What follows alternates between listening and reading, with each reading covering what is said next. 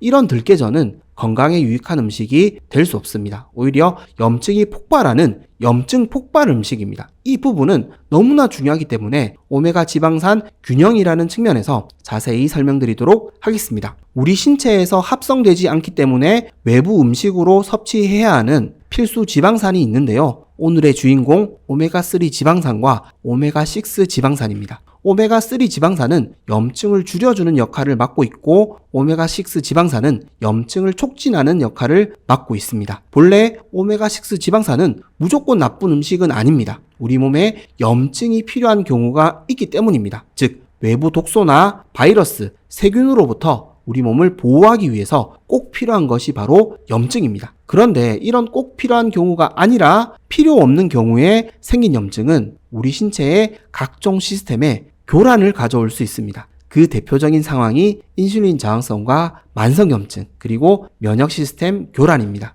그렇다면 필요 없는 염증은 왜 생기는 것일까요? 오메가 지방산 균형이 무너졌기 때문입니다. 즉 우리 신체에서 가장 이상적인 오메가 지방산 비율은 1대1입니다. 오메가3 지방산과 오메가6 지방산의 비율이 같아야 한다는 것이죠. 그런데 이 비율을 맞추는 것이 현대인들의 식습관으로는 거의 불가능에 가깝습니다. 그래서 전문가분들이 추천해 주시는 비율이 1대4 정도의 비율입니다. 오메가6 지방산 비율이 4배는 넘지 않는 것이 좋다는 것이죠. 그런데 이 비율조차도 지키는 것이 쉽지 않습니다. 우리가 오메가6 지방산을 너무나 많이 먹고 있기 때문입니다. 가공식품으로 먹고 외식으로 먹고 심지어 집에서도 만들어 먹으니 오메가 지방산 비율을 도저히 맞출 수가 없다는 것이죠. 지금 현대인들의 비율은 1대10에서 1대20을 상회합니다. 그러니 만성염증이신 분들이 국민의 절반 이상이신 것이죠. 그래서 우리는 오메가6 기름을 줄여야 합니다. 오메가3 지방산을 많이 먹는 것에는 한계가 있습니다.